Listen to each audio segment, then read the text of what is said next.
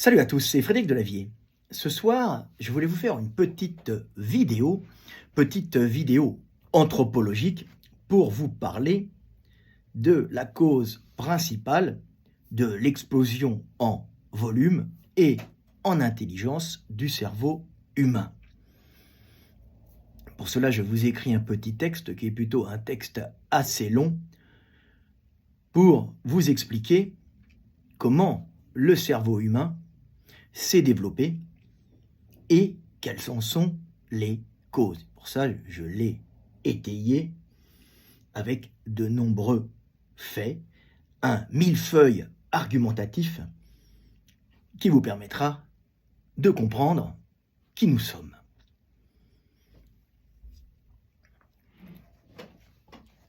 Donc je commence ce petit texte. La maîtrise du feu et de la cuisson des aliments est pour de nombreux chercheurs souvent dépourvue de logique, la cause principale de l'explosion en volume du cerveau humain et du développement fantastique de notre intelligence. Si la domestication du feu et son utilisation dans de nombreux domaines a facilité la survie des hommes et optimisé l'approvisionnement en énergie et nutriments du corps, et particulièrement du cerveau humain très énergivore, ce n'est pas principalement le feu qui fut à la source de l'explosion en volume du cerveau de la lignée humaine, même si bien sûr la domestication du feu a participé au développement en volume de notre cerveau au cours de l'évolution de notre espèce. Si la cause principale de l'explosion en volume de notre cerveau n'est pas principalement le feu, il est bon de revenir sur les avantages énormes pour le développement de notre espèce que sa maîtrise et sa domestication ont apporté. La domestication du feu se retrouve d'une façon fréquente dans les communautés humaines il y a déjà 500 000 ans. Mais des traces de sa domestication se retrouvent à plus d'1 million d'années et il est fort possible que son utilisation sporadique soit bien plus ancienne. La domestication du feu a apporté énormément de choses à l'humanité et a modifié toute notre structure sociale, technologique, mais aussi a profondément modifié notre morphologie, notre biologie et notre façon d'apprendre et d'intégrer des informations. Ainsi, le feu, par la cuisson des aliments, a permis à nos ancêtres de digérer plus rapidement certains aliments entrant déjà dans leur régime, mais a permis aussi, par la cuisson, de rendre digestibles des produits animaux ou végétaux qui, au préalable, ne l'étaient pas, voire même étaient toxiques et mortels. Ainsi, même si faire du feu demande un certain investissement temporel, donc énergétique pour aller chercher du bois afin d'alimenter le foyer, la possibilité de manger un très grand nombre d'aliments cuits et crus qui étaient autrefois indigestes, voire toxiques, permit à nos ancêtres, par cet apport calorique important, d'amorcer un début d'explosion démographique. Explosion démographique accentuée par le fait qu'en plus de rendre digeste par la cuisson des produits indigestes, voire même toxiques,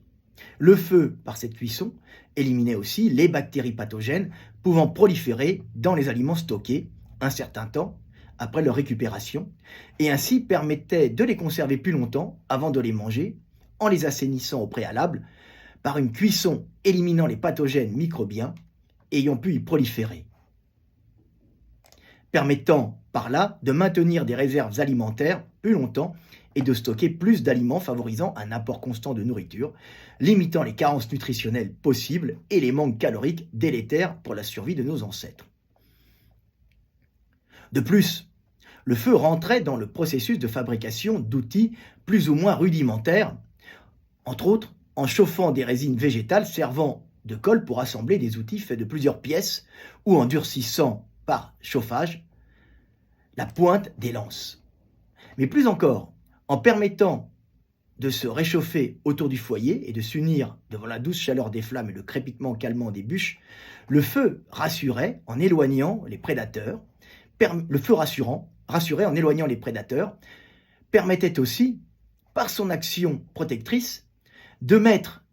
au repos notre système de veille, tout en faisant baisser, par le rayonnement thermique qu'il produisait, notre propre consommation énergétique. reposant l'organisme en lui évitant de puiser excessivement dans ses réserves énergétiques pour se maintenir à une température optimale et surveiller son environnement.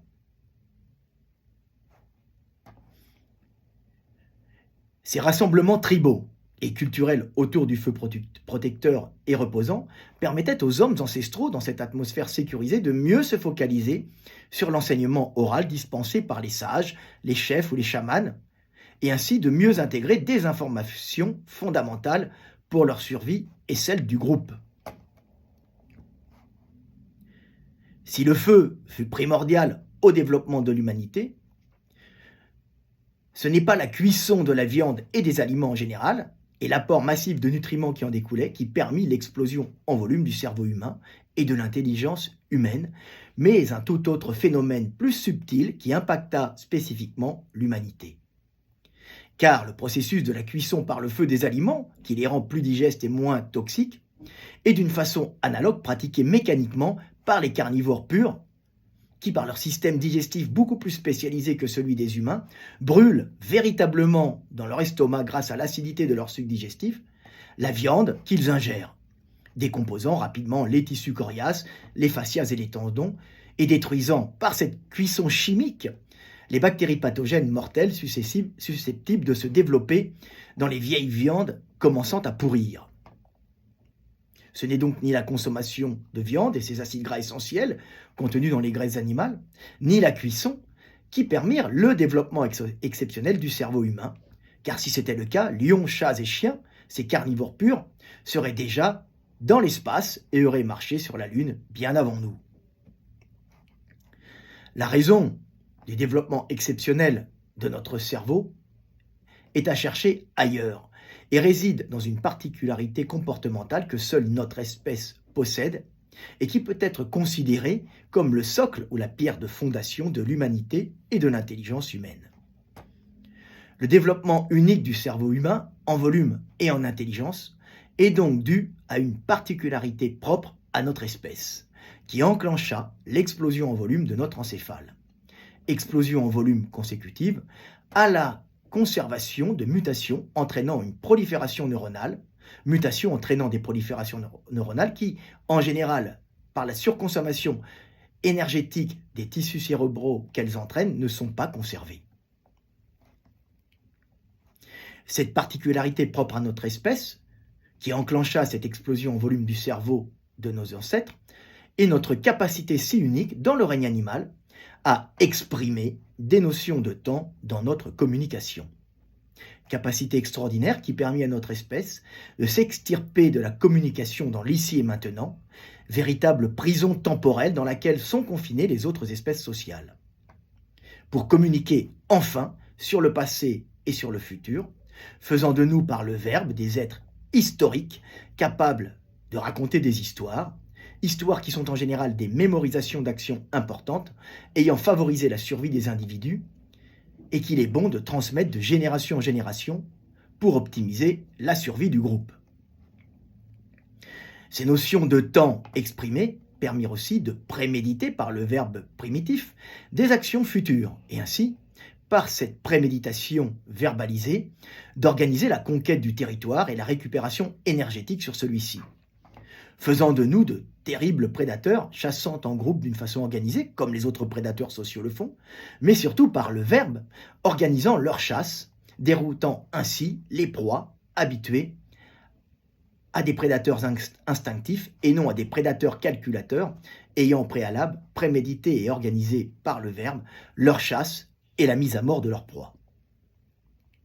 Mais ces notions de temps dans le langage humain ne sont pas apparues par hasard et sont en relation directe avec notre morphologie et la bipédie pratiquée par nos ancêtres de savane. En effet, nos lointains ancêtres, qui étaient des singes arboricoles de forêt plus ou moins bipèdes, lors de leur déplacement terrestre, furent poussés par des modifications climatiques entraînant des changements de milieu de la forêt à la savane. En savane, dans cette plaine couverte de hautes herbes, la bipédie, en ayant libéré les mains de la locomotion, permit non seulement de saisir des objets contendants, comme des branches pour s'en servir de gourdins extrêmement efficaces pour se défendre des fauves dont nos ancêtres étaient bien souvent la proie, mais surtout de se servir de ces membres supérieurs débarrassés de leurs fonctions locomotrices comme de merveilleux outils de communication spatiale et temporelle. Dans cette savane arborée, où à la différence de la forêt ancestrale d'où venaient nos lointains ancêtres, ce n'est plus le monde végétal et foisonnant proche que nous voyons et qui nous entoure, mais d'une façon circulaire, l'horizon lointain que nous voyons et qui nous entoure. Il est alors possible d'indiquer en pointant du doigt cet horizon où l'on désirait aller, l'horizon représentant toujours un endroit lointain et une distance de déplacement temporel importante. Ainsi, en pointant du doigt devant soi, nos ancêtres montraient où ils voulaient aller, c'est-à-dire le futur, et en pointant du doigt derrière eux, nos ancêtres montraient d'où ils venaient, c'est-à-dire le passé. Ils n'avaient plus qu'à mettre un son différent sur chacun de ces gestes, conserver ces sons et ne plus utiliser ces gestes, et nos ancêtres avaient intégré dans leur langage sonore des notions de temps, pouvant ainsi parler du futur et du passé par deux petits sons qui sortirent notre espèce de la prison temporelle de l'ici et maintenant, où sont piégés dans leur langage sans expression du temps les autres espèces. Ainsi, l'homme par le verbe, ainsi l'homme c'est le verbe, et c'est le verbe qui fit l'homme et qui amorça l'explosion fantastique en intelligence de notre espèce et bien sûr en volume de notre cerveau. Et ce verbe qui est à la base de notre humanité, à gros cerveau, a été très bien compris dans la religion chrétienne comme le commencement du monde et de la conscience, comme le début de la spiritualité et comme ce qui définit l'essence même de Dieu, dont l'homme est symboliquement par le verbe à son image. Ainsi, au début de l'évangile de Saint Jean, il est dit « Au commencement était le Verbe, et le Verbe était Dieu. Et le Verbe était en Dieu. Et le Verbe était Dieu. Il était au commencement en Dieu. Tout par lui a été fait, et sans lui n'a été fait rien de ce qui existe. En lui était la vie, et la vie était la lumière des hommes, et la lumière, lui, dans les ténèbres, et les ténèbres n'en ont pas reçu. » Façon poétique et métaphorique d'expliquer, avec les connaissances limitées des sages du passé, que ce qui fait l'homme, c'est le Verbe, et que l'homme, par le Verbe, est à l'image de Dieu qui l'a créé, ou que nous avons créé par le Verbe. Ces notions de temps issues du pointage primitif en savane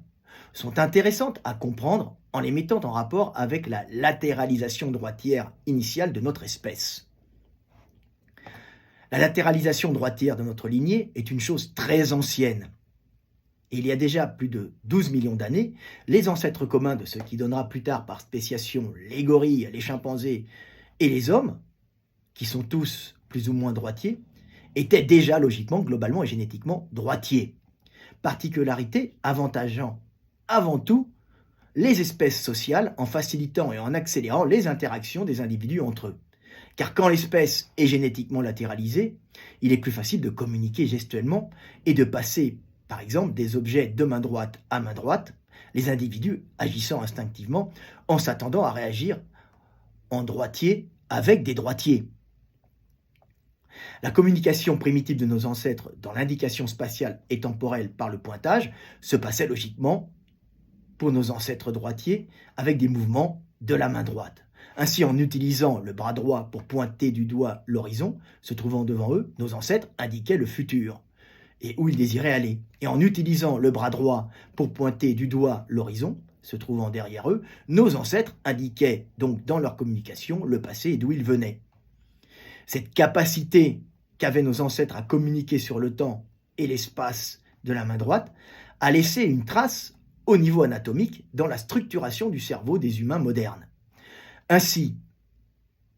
si l'hémisphère gauche mobilise la partie droite du corps, il est logique que l'aire du langage corrélé avec la verbalisation et la communication orale des notions de temps chez l'homme moderne se retrouve dans l'hémisphère gauche, dans la zone qu'on dénomme aire de Broca et qui initialement, chez nos ancêtres, était en relation directe avec le pointage et la communication primitive des indications directionnelles et de temps latéralisées par la main droite. Mais un langage avec des notions de temps exprimées ne serait pas performant s'il n'était pas associé à l'utilisation de mots et au développement d'un vocabulaire de plus en plus complexe et fourni, et qui correspond en réalité à la compression de données sensorielles et émotionnelles mémorisées dans un vaste réseau d'interconnexions neuronales comprimées dans une interface de mémorisation de simples sons. Ces notions de temps associées aux mots, qui sont des compressions de données très lourdes, représentent des souvenirs visuels, sonores, tactiles et sensitifs, c'est-à-dire plus simplement émotionnels et sensoriels, ont permis à nos ancêtres d'analyser bien plus rapidement des situations. Ainsi, pour réagir à une situation importante en termes de survie, il était enfin possible, par le langage intérieur, en partie sonore, d'analyser rapidement une situation. Il n'était plus besoin, pour réfléchir et analyser le milieu, pour réagir, d'utiliser tout son réseau interconnecté de neurones représentant précisément les choses stockées dans notre mémoire. Il suffisait juste d'utiliser plus ou moins une interface sonore de compression de données pour analyser et répondre à une situation. Ainsi, à la survenue d'un danger tel qu'un lion, il n'était plus besoin de penser le lion avec le réseau neuronal qui correspond au lion dans notre mémoire, c'est-à-dire toutes les interconnexions neuronales correspondant à l'image du lion, le déplacement du lion, les bruits que fait le lion, la texture du lion, son odeur, et tout l'émotionnel et le vécu associé à cet animal.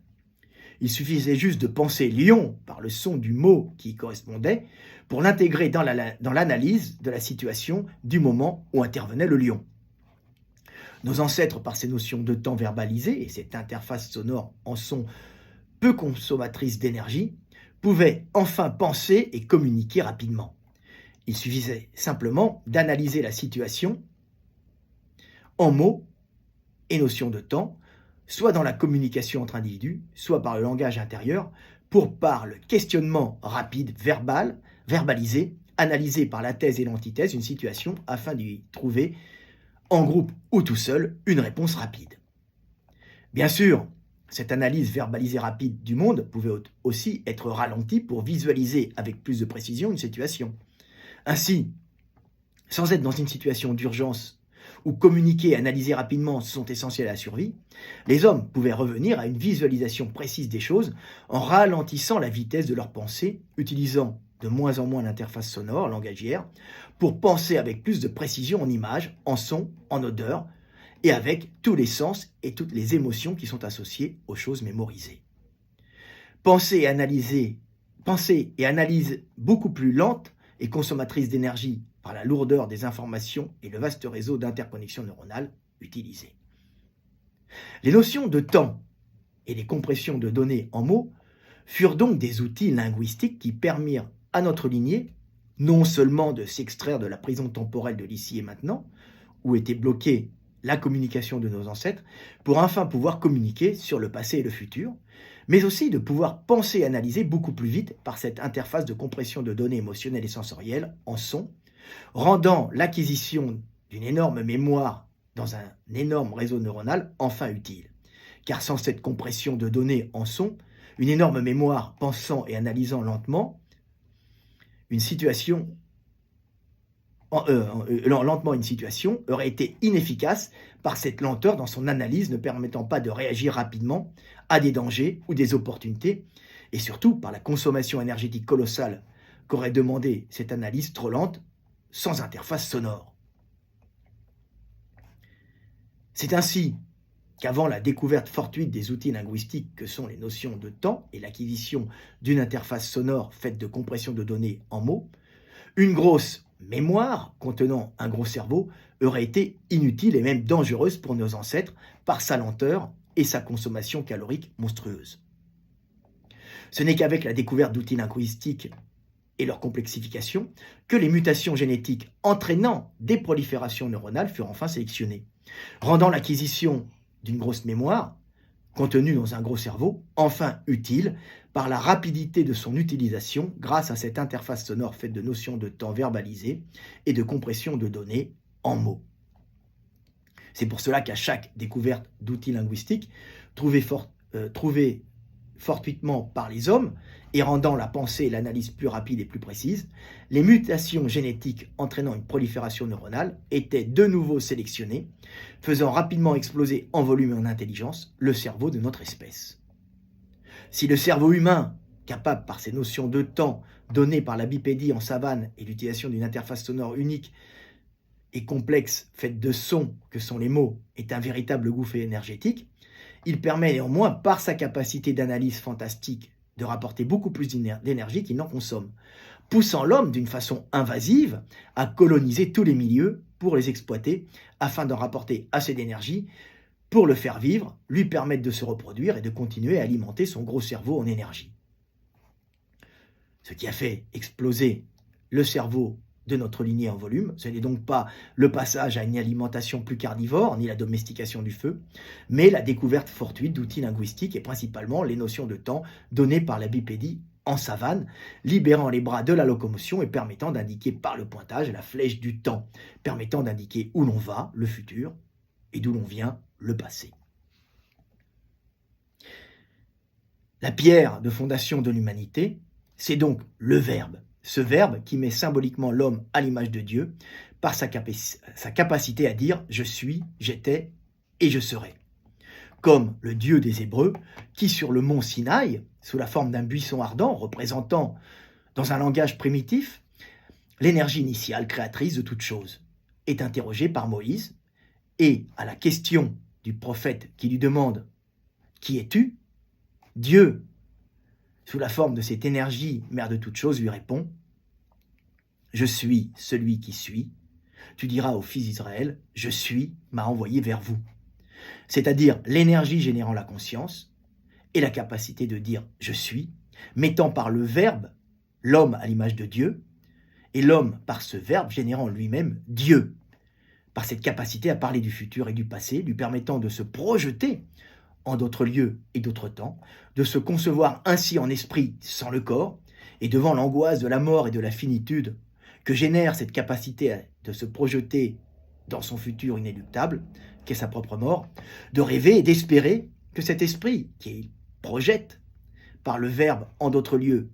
et d'autres temps perdurera à sa mort et survivra au pourrissement de ses chairs. Capacité humaine à concevoir l'esprit par le Verbe, qui ouvrit l'homme à la spiritualité